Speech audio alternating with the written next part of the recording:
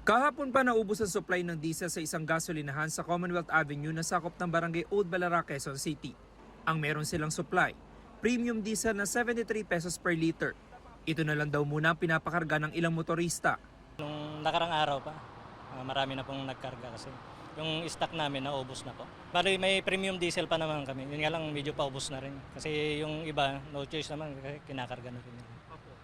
Kailan daw po magkakaroon ng stock? Wala pang abiso sir kung kailan yung stock na darating. Sa isang gasolinahan sa Fairview, zero na ang nakalagay sa signage ng presyo ng diesel. Kahapon pa raw ng tanghali na wala ng supply. Marami pong nagpapakarga po.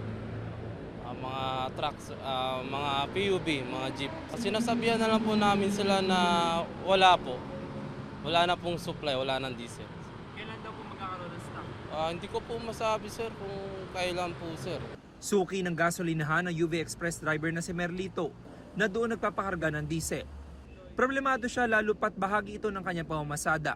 Sa iba na lang po kami, kung ano, maghanap lang po ng medyo mababa po ang mga mababa po yung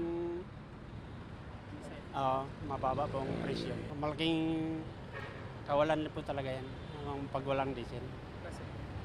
Kasi siyempre, ito pong inasahan po namin, araw-araw kami hindi mo po pwedeng hindi kayo magkakarga po ng diesel. Sa iba pang gasolinahan, pila ang mga motorista nagpapakarga bago ang big time oil price hike ngayong linggo. Si Iris sa driver ng school service, nagpa-full tank na ng diesel. Para po makahabol po sa medyo mura po na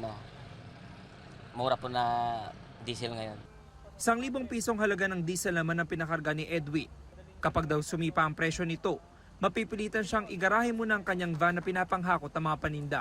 Paano mo dadalhin sa tindahan mo yung ititindahan mo? Paano maging diskarte niyo tayo? Baka magmotor na lang. Salib na 4 wheels, motor na lang.